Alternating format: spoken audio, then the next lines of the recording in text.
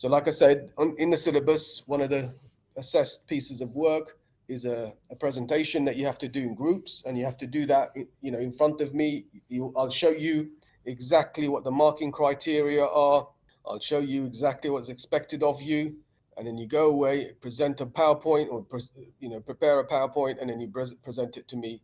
Now, because it's an examined, assessed piece of work, you have to present it to me online. And just like exams, you have monitor. Same with here, you have to have your camera on, but nobody else other than your group will see you, because we'll have one group at a time. You don't have to present to the whole class. If you do, fine, if you want to, but people who don't want to present to the whole class can just present it to me. Okay, that will happen in the last few weeks of the course, but you need to start thinking about it and planning it now, because the last few weeks of the course is not far from now. So what I'll do in the next lesson, I'm doing it over 3 sections. In the next lesson, I will give you the exact breakdown of how I'm going to mark you and what's expected of you. And then the lesson of next week, Wednesday. So next week, Wednesday, you can have that lesson to prepare with your group and start organizing your presentation. You don't have to come to class. Okay, I'm allocating that class for you to go and do your assignment. Okay, or start doing it at least. Okay. Now, in terms of groups, groups should be no less than 4 people, no more than 6 people. Okay, 4 to 6 people in the group. And the group, you'd select your own group. You work with whoever you want to work with. You're now adults. Hopefully, you act like adults, and you can choose your own people that you want to work with. If people are left without groups, that's fine. I can then allocate people to groups. But your first choice, or the first choice, is yours to sort out your own groups. Any initial questions on what I've said so far? The detail, as I say, will come. Why the camera, Suleimani, is because when you're doing a presentation, I need to know, A, it's you. B, I need to know that, like an exam, I need to see your gesture, your facial expressions, things like that, so that, because that's marked as well, how enthusiastic you are, how attentive you are, how capturing of my attention you are. So it's like a presentation to a group of people. You do it, but this time obviously it's online. And one of the criteria for your marking is how you present it, right? I don't want people to be just reading off a script, right? That's boring. You're supposed to be capturing. You're supposed to capture my attention when you're speaking, and you can only do that if I see you on camera, really. But I understand that people don't want to. So for example, the young ladies, they want their sort of camera in front of everybody. So that's fine. We will have each group separately, so that all members would be members of that particular group. So only your group, only your group will have you come on. Everybody else won't be there. Just your group and myself. That's the only people that's going to see you. So if you would like, if a bunch of girls in your group, that's fine. You guys. And in terms of me, obviously, I've seen you in your exams on the camera, on the monitor. So there's nothing new to me there. What's the question there? How many people per group? Where were you, Abini? Guys, what did I say? How many people per group? Thank you. All right. So yeah, try and pay attention so we're not repeating ourselves. Okay, anybody else? Any other questions? Just general questions for now? Yeah, it's fine with me. It's okay with me if it's okay with you. Absolutely, yeah. I say we're all adults. When you go out in the workforce, go out in the workplace, you'll be working with different genders. So it's good to get used to working with different genders. I'm absolutely fine with that. Any other questions? Where do you think the syllabus is, Sharina?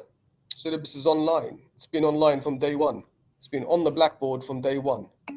Guys, do you have this? Is the syllabus there? I said that I will show you the task. Yes, it's there, exactly. I said I will show you all the breakdown in the next class. So the breakdown of the project, the task, and how I'm going to mark you. Both of these I'm going to show you. I'm going to do a little presentation on that in the next class. Any other questions? No? Okay, so you'll be thinking about that. Try and start to think about who you'd like in your groups. Next class, I will show you the exact breakdown for the actual task and also the breakdown of the marking criteria or the grading scheme. We call it a rubric, and how I'm going to allocate grades to different things. And the lesson after next week, so next week's Wednesday lesson, you can have it off to start doing your project. Okay. Let's carry on then. So last time we were together, we spoke about learning and conditioning, and particularly we spoke about what type of conditioning, people? Classical. Thank you, Hissa. Next time, put your hand up. That's great. Put your hand up so that we just don't get, we keep it organized. Classical conditioning, right. Hissa, do you remember anything about classical conditioning? Yes, I do. Okay, go ahead. Tell me, what do you remember? It is basically when a neutral stimulus is associated with another stimulus by basically repeating the process of pairing it with that stimulus. And we had an example of it, and it was Pavlov experiment. Fantastic. And brilliant, well done, Hissa. And when you pair a stimulus, a neutral stimulus, with an unconditioned stimulus, what happens to the response? You've already kind of said it, Hissa. Are you with me, Hissa? Are you still there? Yes, I am. Okay. So what happens to the response? So initially, when you show the animal a conditioned stimulus, you have an unconditioned response. Yes? If you pair Uh, an unconditioned stimulus with a neutral stimulus, and then the neutral stimulus becomes a conditioned stimulus, what happens to the response? it becomes a conditioned response as well. Perfect. Well done, young lady. Excellent. Good work, Hessa. Are you proud of yourself? Hmm? No? I always am. Fantastic. Good. That's the way to be. All right. So that was classical conditioning, nicely summarized there by Hissa. We are today going to be talking about operant conditioning, a different type of conditioning, okay? Sometimes called instrumental conditioning. So whether you hear the word instrumental or whether you hear the word operant, they mean pretty much the same thing, okay? So what I'll do initially, oh, yes, Yazan? Yazan. Yazan, you put your hand up, you've captured my attention, you've got me listening, but you're not saying anything. Hey, young man, what's going on? Can you hear me? No, I can't hear you, I'm afraid. No. I don't think anybody else can either. I don't know, but pain, yes. So maybe type your question if you want to ask a question, or leave and come back, perhaps. Pain. You wanted to talk about pain? Okay, yeah, fix your mic. All right, so what we'll start with is a nice little summary, just like what Hiss has just given us, of the last class, but also in this video, they'll start introducing what we're going to be talking about today. And hopefully, if you have this video in your mind as a background, then what I'll say next will make a lot more sense than me coming in dry like that. So let's watch this video. It's a summary of the last lesson, but then it leads on to operant conditioning, which is what we're going to be talking about today. Okay, I think it's about how many minutes is it? I'm not sure. Let me see. About 4 minutes, is it? Let me just take a copy of it until this bloody ad goes away. Yeah, 4 minutes. All right. So 4 minutes. Once you've watched it, type done so I know you're done. And when I get more than half the class back, I'll start again. Okay. So see you back in 4 minutes. Let's say type done when you're done.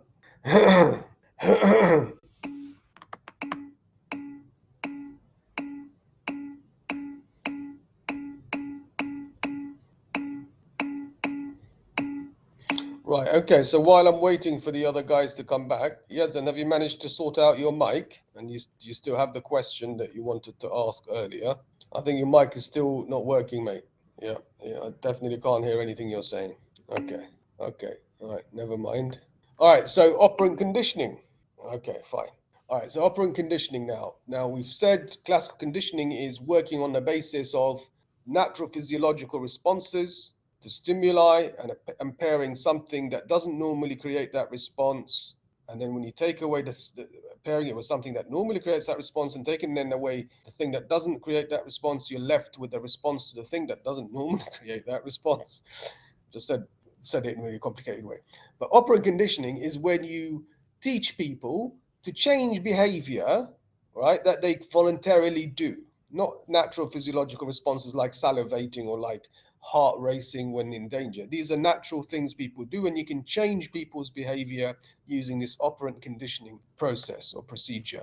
Sorry, just want to clear my throat 1 second. Okay, right. So initially, experiments were carried out by Thorndike, and then really the person that made them popular was a guy called B.F. Skinner. Okay, we'll get to meet him in a minute. Okay, now this is the crux of it. This is the core of instrumental conditioning. Just like I showed you those examples or those diagrams of the dog and the bell in the previous lecture, and I said to you that's the kind of core of classical conditioning.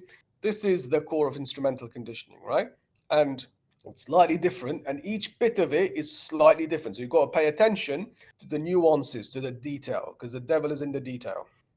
Each bit is different. You have to know each bit separately. Okay, it's really important because that's the heart of it. Everything else then is kind of builds on this. The different types of reinforcers build on this, reinforcement schedules build on this, everything else builds on this. But this is the heart of the theory, and you need to understand this part. Okay, so when we're trying to teach or increase a certain behavior or decrease it, there are lots of ways we can do that, but according to the operant conditioning people, or not according to them, I've selected the four main ways in which that happens, how we change a behavior of an organism, whether it's an animal or a person. Okay, let's take an example of a person. Let's take an example of a young person, a child. So imagine you wanted to teach your little brother or little sister or your son or your daughter or your little nephew or little niece, any little child that you have a relationship with, you wanted to teach them to say thank you every time somebody gives them something. Okay, so to be polite. So one way you can do that is when somebody gives them something. So for example, you say thank you. You say to them, say thank you. They say thank you. And then the next time somebody gives them something, they voluntarily say thank you. You say, well done. Good boy for saying thank you.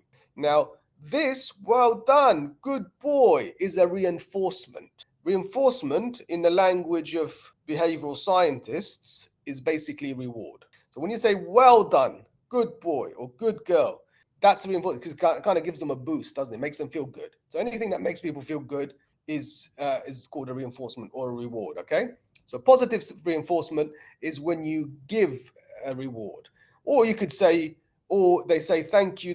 Somebody gives them something, they say thank you, then you give them a sweetie. Here's a sweetie for being such a good girl, saying thank you to that man. Okay, so the sweetie becomes a positive reinforcement. Okay, the behavior is the saying thank you. So when you give them a sweetie for saying thank you, next time, are they more likely to say thank you or less likely to say thank you? More likely, right? Exactly. So that increases their behavior, right? So we are now in the first box here, okay? We're in the first box. We're describing positive reinforcement. And when you give somebody, add the present stimulus means give them something they like, either saying thank you, give them a sweetie. When that happens, then the behavior increases, okay? That's positive reinforcement. Positive because it means add, reinforcement is reward, okay? So in psychology, in behavioral science, positive means just adding something rather than positive means good, because you can have positive punishment as well in a minute. We'll come to that. Okay, so that's positive reinforcement. We just rub this off. Bang, bang, bang, bang, bang, bang, bang, bang. Okay, so that's positive reinforcement. Negative reinforcement is you're rewarding someone for doing something good by removing something unpleasant. So, for example, if they say thank you to the person giving them this, if they say thank you to the person giving them something, instead of giving them something, you say, you know what, for being such a good boy just now, saying thank you for that to that person, all right, for being such a good boy, you don't have to, when you get home, you don't have to tidy your room. It's okay. You can leave it messy today. I don't mind. Okay. So that is a negative reinforcement because you've removed something they don't like as a reward. So you've said to them, you don't have to do that because you were such a good boy. Now, when you say to them, you don't have to do something unpleasant as a result of doing something good, is that likely to increase their behavior of saying thank you in the future or decrease it? No? All right, let me just try again. Increase, exactly. Yeah, basically they do something good, so they say thank you to this person who's given them something. So they say thank you, you like that behavior. You say to them, well done, that was great, well done for saying thank you. And for saying thank you, tonight when we get home, right, you don't have to go to bed at 6 or 7 or 8. You don't have to go to bed at 8. You can stay up until 9 o'clock. They hate going to bed at 8, right? So you've taken away something they hate. When you take away something they hate as a reward, that's called negative reinforcement. Negative because you're taking away something they don't like. Does that make sense? Okay, so it makes sense to 2 people. 3 people, it makes sense to. The other 60, only God knows. All right, more than that. I'm getting more comfortable now. All right, good. All right. Okay, so that's negative reinforcement. So negative reinforcement is when you take away something unpleasant as a reward for a positive behavior, for a good behavior, or for any behavior that you want to increase. Okay? Okay?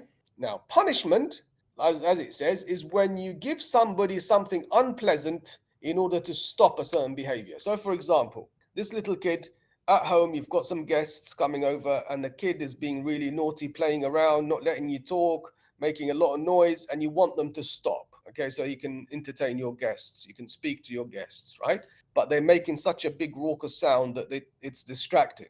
So one way you can kind of stop that behavior is by shouting at them. Stop it. Yeah? That shouting they don't like, it's not nice. That is called a punishment. Whenever you give somebody something they don't like, that's called a punishment. Okay, you're giving something that you're shouting. Don't do that. Stop it. Right? That's shouting, giving something. So when you give something people don't like, that's called punishment. Positive punishment because you're giving something they don't like. Okay? That's one way to decrease the behavior. So hopefully by shouting at them, they'll stop doing it. Okay? Another way you can punish them is by taking away something they like in order to decrease the behavior. Say, for example, they've got their iPads and they love their iPads, right? You say to them, listen, if you carry on like this, I'm going to take your iPad away. Taking their iPad away is removing something pleasant, okay? Because they like it. And by removing something pleasant, we call that negative. So that's called negative punishment. So negative punishment is the removal of a pleasant stimulus. In this case, you're taking away the iPad as a punishment. If you shouted at them or you gave them a little pat on their bottom, you know, a little kind of, or maybe you said to them, you took them to their room and said to them to stay in their room for the next half an hour as punishment, or sit on a naughty corner as punishment. That's again called positive punishment. Okay, so positive punishment is when you give them punishment. Negative punishment is when you take away something pleasant. Okay, does all that make sense, people? Okay. All right, good. Good. All right, so I want 4 people who think they've got all of these 4 different situations nicely locked in their brain. So they know what positive reinforcement is, they know what negative reinforcement is, they know what positive punishment is, and they know what negative punishment is. Put your hand up. 4 people who think they've got this spot on, because I'm going to ask you for examples. Okay, so Hayla, thank you. 1 person, 2 more people, 3 more people, in fact. Sarah, well done. 2 more people. Reem, great. Another 1 person. Out of 60, 63, you all said you understood it. Now that we're giving, can I type? Yeah, that's okay. That's fine. Ariyam came next. Okay, Ariyam. All right, Suhaila, give me another example of a positive reinforcement.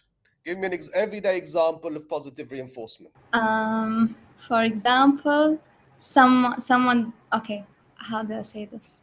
Okay, so a kid did something nice to his friend, for example. So we gave them a present for doing that, or we said good words to them or compliment them, for example. Exactly. Perfect. That's perfect. So somebody does a good behavior, be nice to their friends. You, like you say, give them a little present or you compliment them. Great. Exactly. That's positive reinforcement. Good. Sarah, you can put your hand down now, Suhaila. Sarah, give me an example of negative reinforcement. Negative reinforcement would be, let me think. Yeah. I can't think of anything creative, so I'll bring up the one that was in the video. No, not the one in the video. Oh, not no. the one in the video. Okay. Don't have to be creative. Just say a kid does something good. How would you negatively reinforce them? Yeah. A kid does something good. You tell them they don't have to eat their vegetables in dinner. Fantastic. Yeah, exactly. Yes. Exactly. Okay. Well done. Yep, exactly. Basically, yeah, they don't have to do something they don't like doing. Good. Excellent. All right, Reem. Don't say anything unless I've asked you to. Thank you. Reem, can you give me an example of positive punishment? Reem, are you with me? Yes, doctor. So, positive punishment, for example, if I said مثلا for a child, if you did this thing, I will make you, for example, I don't know how to say it. مثلا I will make you clean the room. Yeah. Because you read they my mind. don't like because they You read don't my like mind. That's exactly what I was going to say. Make you clean your room. Yeah. If you carry on, you're going to have to clean all of your room now. Okay. Good. So that's punishing them with something in order to stop something that they're doing, something bad that they're doing. Good. Well done. Was it? So now, Ariam, give me a negative punishment example. Ariam, can you? Are we not hearing you, Ariam? Can you speak? Let's see if we can hear you. Ariam, we don't seem to be hearing you, so I'm going to leave you out there. Next person on the list is Salma. I know we can't hear you, I'm afraid. Salima, you want to give us an example of a negative punishment? Okay, so negative punishment is like when a child gets a bad mark, and as a result, he get punishment. The parents take their iPad or laptop or the things he loves. Right. Yep. So, Yeah. yeah. So you don't want them to keep getting bad marks, as that's what you're doing. You want to stop them from getting bad marks, so you take away something pleasant. They can't watch the football match tonight that they've been looking forward to. Yeah, Yeah, exactly. which like make them behave worse because those things are precious to them, so it won't change anything. Well, no, sometimes it does. It depends how you use it. It does change behavior. If you say to the child, look, if you don't, if you carry on being, picking those flowers in the garden, I'm not going to allow you to watch the football tonight. They will most likely stop doing it. Yeah, but Yeah. if you overdo it, it may not be effective. Yeah. But Okay. done sparingly, it works. But if Okay. you shout, for example, if a kid is being naughty, misbehaving, and keep shouting at them, eventually it won't work. They'll get used to it. They won't really have much of an impact. Yeah. Yeah. But done once in a while, it can work. Yeah. Yeah. Okay. Okay. Okay. Good. Well done, guys, for that. Okay. So we go a step further now, talking about shaping. Shaping is where you're changing a behavior gradually in the direction you want it to go by rewarding whenever that the behavior happens in the direction you want it to happen. For example, a kid is let's talk about the naughty kid now. The naughty kid is going on, mucking around, making a lot of noise. Instead of shouting at them, what you do is you wait. You observe them from the corner of your eye. You wait until they stop, and then they sit down for a minute or two to kind of play with a toy. At that point, you intervene and you say, well done for sitting down and being quiet and playing quiet with your toy, right? So you don't punish the negative behavior, you're rewarding the positive behavior. And hopefully by doing that, they'll increase that aspect. They'll increase sitting down. They'll increase doing things quietly instead of you punishing the negative behavior, okay? And then what happens then is you're shaping their behavior in the direction you want it to go. Does that make sense? Yes. Okay. All right. Good. All right. So that's shaping. Now, in terms of reward schedule, like how do you reward a behavior? All right. There's different ways you can reward behaviors, right? So, for example, if you're training animals to do things, right? If you're training a dog to sit down, okay? So you say to the dog, sit, and it doesn't sit. You push its, tail and its bottom down. When it sits down, when you go sit and it sits down, you give it a little reward. Okay, and it realizes, oh, that's what it means. Sit down. So when you say sit, then it sits, you give it a reward. You say sit, okay, you give it a reward. Sit, you give it a reward. After a while, you don't give a reward every single time. You might give a reward every third time you say sit. You say sit, dog sits, you don't do anything. Sit, dog sits, you don't do anything. Sit, third time, dog sits, you give it a reward. So ratio schedules is when you give a reward after a certain number of behaviors, not after every behavior, okay? All right. Interval schedules is when you give the reward after a certain number of time, not behaviors. So you might, when you're training the dog, for example, to sit, you give it, you give it a treat every time it sits, but then you don't give it a treat for a while, for the next 10, 15 minutes, and then you ask it again to sit, and then you give it a treat every 10 minutes rather than every single time it does the behavior, okay? Now, those two types, there's a million other ways they can do rewards, what we call schedules, reward schedules, million ways you can do that.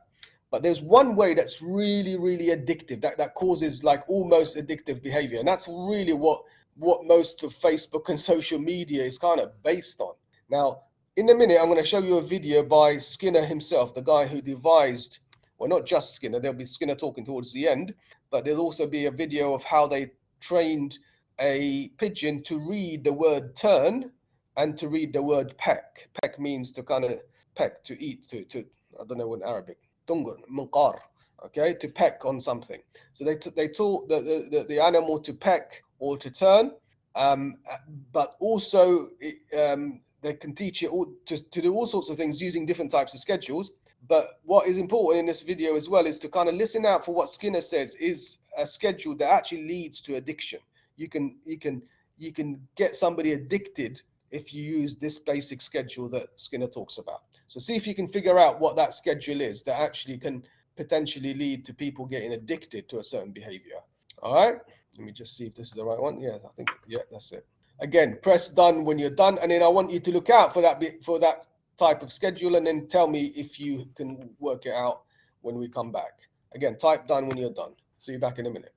The bird isn't acting independently. Behavior is shaped by controlling its environment. The first task was to isolate an individual piece of behavior and see how that would change. Your mic is on. Skinner did this by keeping individual pigeons at about 3/4 of their normal weight, so that the birds were always hungry, and food could be used as an automatic reward. The pigeon was studied in a uniform box, one it quickly grew used to. One piece of behavior, pecking a colored disc, was measured on the graph. Oh, so yeah, your mic was on. We could have heard the video, but anyways. Okay, right. Some of you have finished. Some of you have come back. All right, from the guys who've come back, have you worked out what that secret ingredient is called that leads people to get addicted to certain things? What kind of reinforcement did Skinner talk about? Put your hand up if you managed to get that. No? Ah, Sarah. Was it positive reinforcement? No, it's not. It's not one that it is reinforcement, but what kind of schedule was it? He talked about, we talked about ratio schedule, interval schedule. He talked about a type of schedule that led people to get addicted. Oh, okay. So interval? Yeah. No, none of those two there. Not those two. Another one. Okay, then I wasn't paying attention. Oops. Okay. Oops. Yeah. Oops. Okay. Well, it's called ratio variable. Oh my God, I've been talking for like 5 minutes now, and like nobody can hear me. Oh dear. All right. So where did you lose? What I have to say that again. What's the last thing you guys heard? Okay. All right. So the variable schedule, right? The variable ratio schedule is where you are given the reward at random times. There's no particular pattern. So with ratio schedule, you're given the reward after every 3rd, 4th, 5th, 10th occurrence of the behavior. Interval schedule, you're given a reward after 10 minutes, 2 minutes, 5 minutes. It's predictable, right? Whereas variable ratio is not predictable. It's given at random. So you do a behavior, you get a reward. Do the behavior, not a reward. That behavior again, not a reward. Behavior again, not a reward. 4th behavior, reward. 5th behavior, reward. 6th behavior, 7th behavior, 10th behavior, reward. 9th behavior, no reward. 10th behavior, 11th behavior, reward, and so on. So the reward comes at random points, and that kind of intermittent variable ratio reward schedule, of reward if you want, is what causes addictive behavior, because people don't know when the reward is coming. They keep doing the behavior over and over again, and every now and then they get reinforced. They get that adrenaline rush. It's not adrenaline, actually, it's dopamine rush. They get that dopamine rush, which then excites them, and then they do the behavior, nothing, and they don't know when it's going to come, and then they do the behavior, and then it comes, so that reinforces. So they keep doing it in anticipation of the reward that may or may not come in the next movement, in the next behavior, which then leads them to keep doing the behavior repeatedly, right? And that's basically what happens when you make posts on Instagram. I don't know if you guys still use Facebook, your generation. I don't know if you still use it. Our generation do. But if you put a post on Instagram, first post you put on, you get a like. Oh, that feels good. Another like feels good. Another like feels good. and then you say maybe you get 10 likes, right? That feels good. Oh, so that's rewarding for so I'm gonna put another post on, and in this other post, you get 20 likes. Ooh, very good. We're getting really excited now. I've got another post on. The third post, you don't get any likes, or maybe 2 likes. Ooh. Fourth post, maybe no likes, or 5 likes. Sixth post, you get 100 likes. Oh, so you're gonna keep posting and posting and get addicted to looking at the posts, at your posts regularly, just to see whether you've got any more likes or not, because the likes are coming at an unpredictable ratio. If you posted something and you got 10 likes, and you posted another thing, you got 10 likes, and posted the third thing, 10 likes, fourth thing, 10 likes, fifth thing, 10 likes, always got 10 likes from the same people, eventually that's not going to be rewarding. It gets a bit boring. But the fact that you get variable ratio of reward, that's what makes you get addicted to checking in all the time. Does that make sense, ladies and gentlemen? Okay, there you go. All right, now you know the secret behind that. Now you know how instrumental conditioning works in your social media. Right, okay, last little bit is observational learning. I'm going to go through it very, very quickly. Observational learning is basically learning through other people, through watching other people. Observation means to observe, learning to learn. So watching other people and seeing that the other people get rewarded for certain behavior, so you do that behavior in the hope that you'll get rewarded too. So a kiddie might see his brother or sister, given a sweetie for saying thank you. They're not given the sweetie, the brother or sister is given the sweetie. Next time somebody gives them something, they'll say thank you because they saw that a reward had come as a result of somebody saying thank you. That's observational learning. Okay, we do that a lot with our parents. We look at our parents, and when we're tiny children, we copy what they do because we see how big they are, how strong they are, how perfect they are. They do everything great. They've got these magic powers. So maybe if I copy them, I'll get these magic powers as well. I'll become like them. And that's what observational learning is, basically. In a very, very, very, very, very tiny nutshell. Vicarious just means learning through enforcements that are given to other people, not to yourself. Vicarious reinforcement means the reinforcement wasn't given to you, the reinforcement is given to somebody else. And the guy who kind of formulated that theory is a guy called Albert Bandura, who died a couple of months ago now. I don't think, not that long ago, 2 months ago, I think he passed away. Social learning theory. He's the kind of father of social learning theory. And he proposed this idea of we don't just do things because we get rewarded. We do things because we see others get rewarded, so we copy others in the hope that we'll get rewarded too. Okay, any questions? Leave you with that little picture. Sweet little girl. Okay, no questions. Fine. All right, good. Take it easy. See you next time, and have a good weekend. Yes, Salima. Doctor, I was going to ask about the presentation. Should it be anything we like, or there's specific topics we should follow? I did say there are 2 topics. I will give you those 2 topics that you choose from. I did say that. Thank you, Doctor. But I will go into more detail in the next class. Okay? Yeah. Okay, Doctor. All right. Okay. Have a lovely day. You too, Ariyam. Okay. You're welcome, everyone. Take it easy.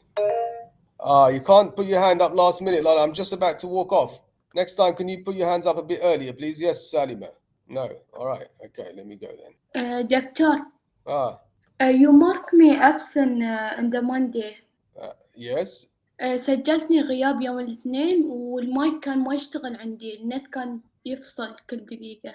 So if you didn't say yes, of course I will mark you absent. What do you expect? لا قلت yes بس شكلك ما سمعت. Obviously, if I didn't hear, then obviously I'm going to put you absent. What do you expect? النت كان ضعيف شو أسوي يعني؟ شو تسوي؟ تكتبي في كتابة زي ما داروا زميلاتك. ترى كان يطلعني بعد. لكن انت قلت تكلمتي آخر شيء يوم كنت تقول Yeah, why didn't you write? Yeah, you should have written. Write down. قلت يس بس إني كنت شاكة نت التلفون مو بالنت. مش قلتي. ليش كتبتي؟ المفروض كتبتي yes. The others do the same. If they can't speak, then they write yes. When they write, then I Okay. See you next time.